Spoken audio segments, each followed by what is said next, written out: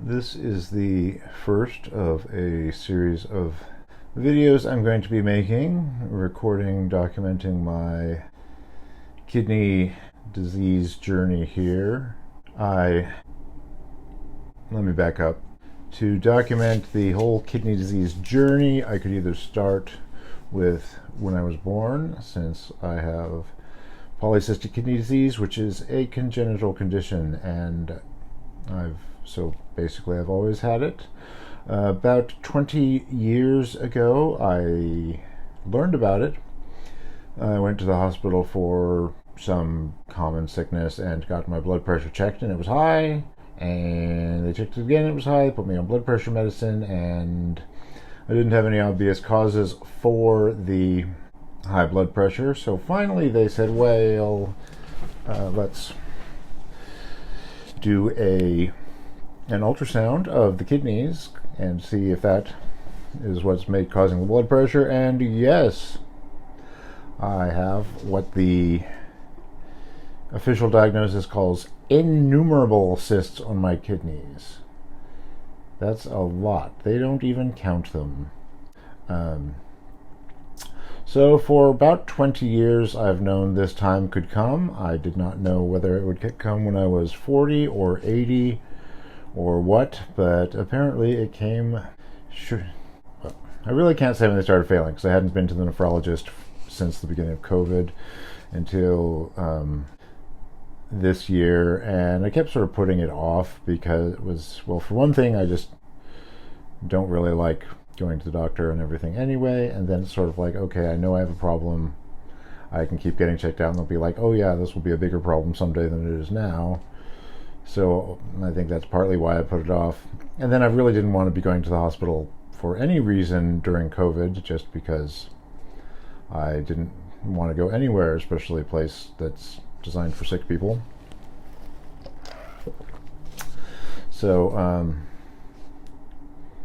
a few years ago, I started noticing a hernia just sort of underneath my belly button, just sort of sticks out, and I could sort of push it back in, but I didn't really bother pushing it back in because, I'm not trying to be an underwear model or something if I had a hernia poking out. I talked to doctors, and they're like, yeah, that's a hernia.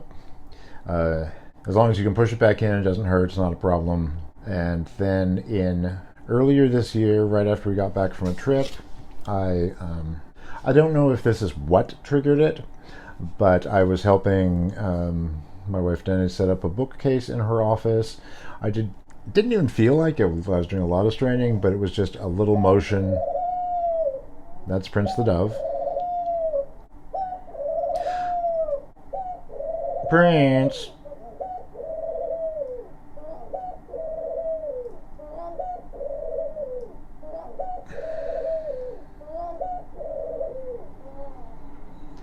I was doing a little motion differently from what I normally do.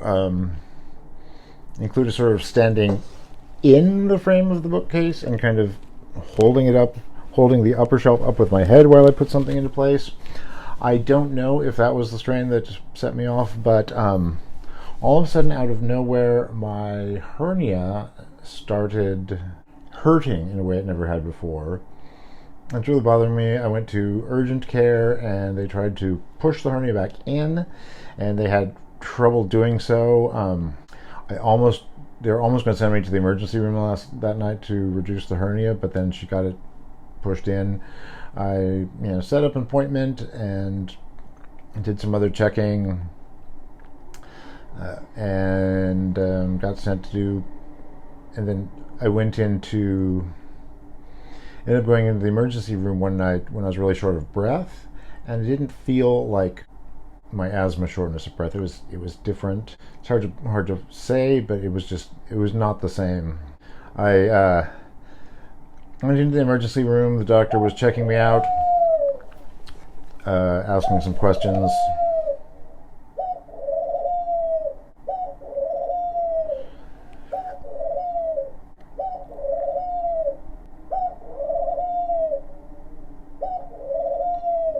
Looked at my history of kidney disease, my blood pressure, asked why I hadn't been to the nephrologist for so long. I believe the word denial came up, which I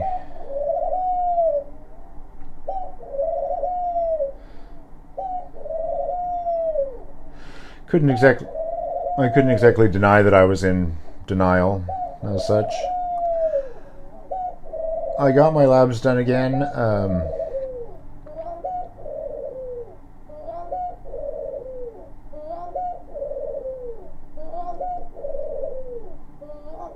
Prince.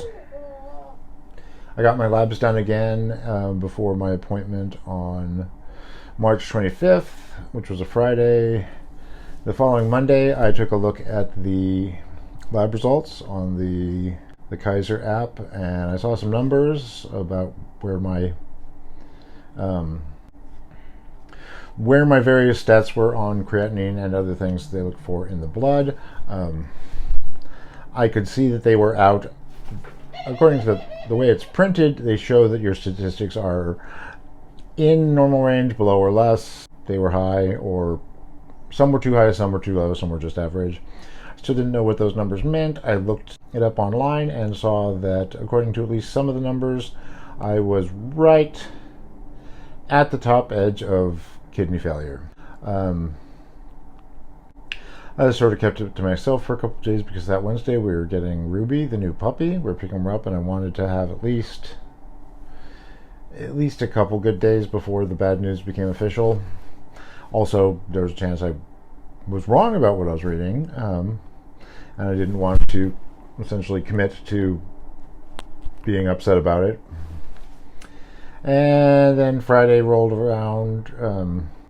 So actually, I would say I knew on Monday because I was looking at some things on YouTube, actual doctor presentations, not just some dude's page about how, QAnon, takes the place of dialysis or whatnot. But it was a nephrologist talking about kidney failure and the symptoms he listed. There are various symptoms, but twice he gave a list of 4 symptoms, which were fatigue, nausea, shortness of breath, and loss of appetite. I definitely had frequent nausea, fatigue, and shortness of breath were definitely things I was dealing with. Loss of appetite, not so obviously. I'm still eating. If I get food, I still eat it. I do feel like I've lost appetite somewhat. So I had 3.5 out of the 4 symptoms he listed. I went to the nephrologist on that Friday. Prince.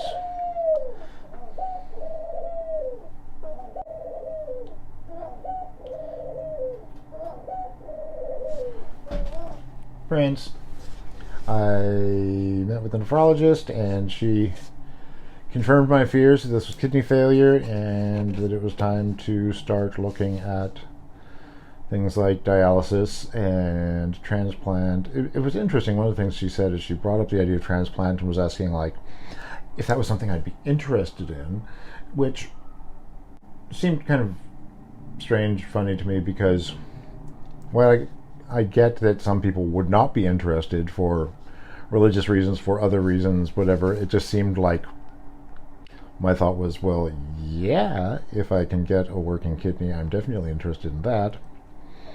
But first comes dialysis.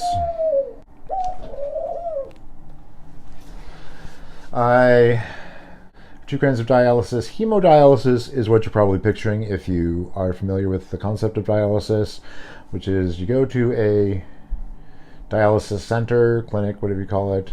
You sit in a big comfy chair and they hook a machine to your veins, and over the course of 4 hours or so, blood leaves your body, passes through the dialysis machine, which filters the blood, which should be your kidney's job.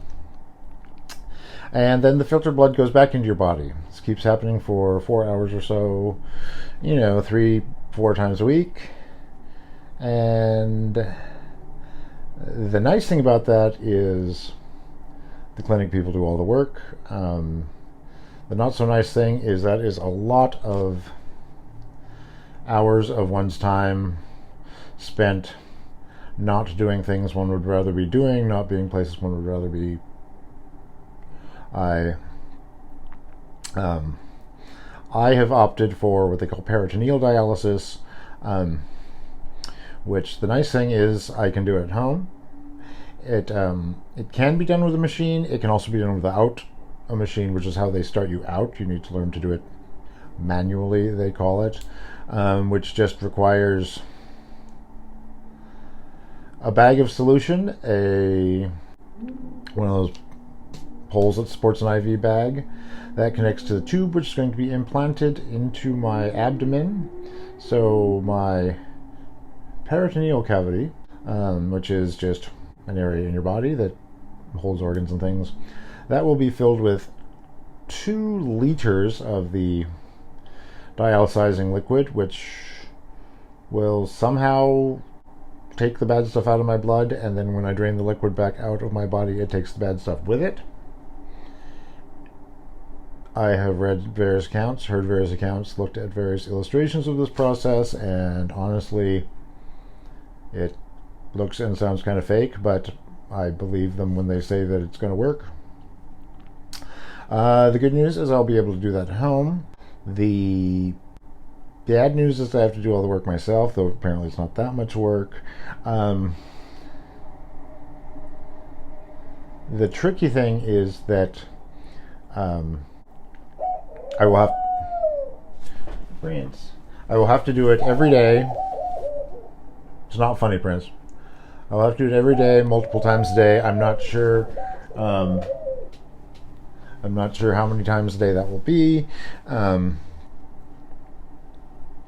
So it's more of a time commitment in a sense. Less of a time commitment in that I'm spending time at home when I can be doing things that I would do at home with my wife and dog and bird, and I can move around the house as far as the tube reaches, or the IV pole thing can be moved. Another advantage of that over the hemodialysis is the hemodialysis wouldn't be every day, but there's much more recovery involved. So you don't do it every day, but a lot of people say that the days in between treatment are basically spent recovering. By doing it every day, it's less hard on the body, and by going less time in between treatments, I'm better more of the time. As when your blood is clean, you feel like crap, which is what I've been doing most of the time, all day, every day for a while. The plan is that I would like to get a kidney transplant. If anyone wants to give me a kidney, hit me up. First I get started on dialysis, which coming up in about 2 weeks, I will have the surgery to implant the peritoneal catheter. Then it has to heal, and then I get some training. So within multiple weeks after it's implanted, I will start actually doing the dialysis. And if things go according to the plan, I will start feeling much better. Which sounds good to me. And I will keep you posted through this journey. I will provide information to you and process my thoughts along the way. And that's probably enough video for now. Thank you.